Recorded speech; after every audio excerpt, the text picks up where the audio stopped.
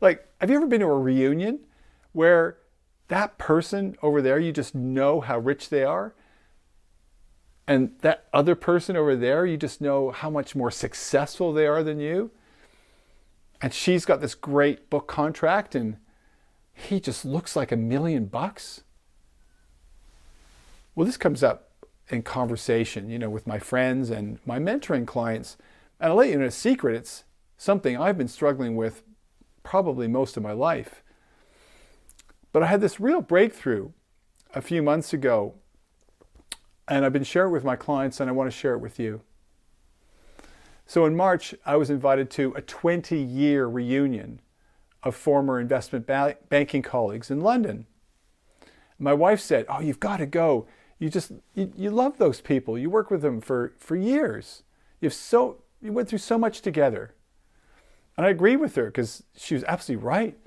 But then I had these visions of people flying in on their private jets and bragging about how much money they made and their important jobs and their country houses.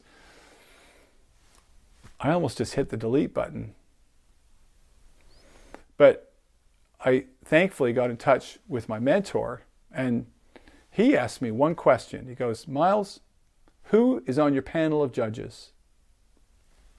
I said, "Well, it's me. I'm my harshest critic."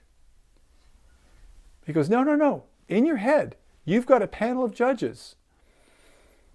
They're people who are just like at the figure skating competition. They're holding up little cards with numbers on them.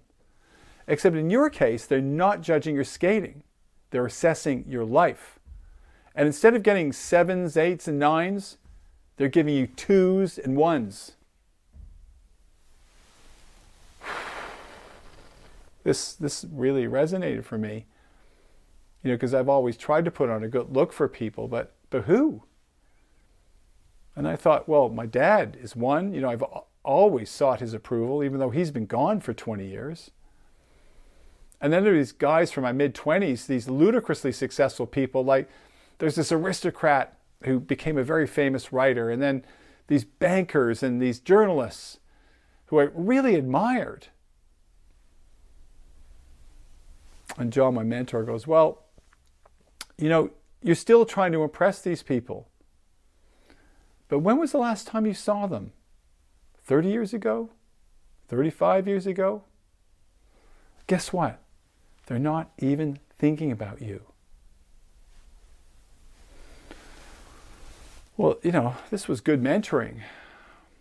So, of course, I went to the reunion. But then I had a wobbly when I got there to London. I saw the hotels all these people were staying in, comparing it to my university dorm, £40 a night. And then I looked down at my suit, going, this thing's 10 years old. I can't go in this. Anyway, I dragged myself to the venue and opened the door, and there's 100+ people in there, and I'm going, oh. But I was so warmly greeted that just all my fears and concerns just evaporated. And these two guys who used to work for me, they walked up and they started chatting, and they really thanked me for being a compassionate boss. And it was very sweet. And then our big boss, the guy who was kind of the guest of honor at the event, he ran through this whole list of our accomplishments as a business, and I was singled out for the contributions I made, which was very pleasing. And then other people came up to me and they shared about some of the challenges and tragedies that they'd had in their lives, illnesses and bereavements. By the end of the night, everyone was feeling really good about themselves. And, this is like one of the best times of their professional lives for some people. And I walked home and I just felt grateful for having these people in my life.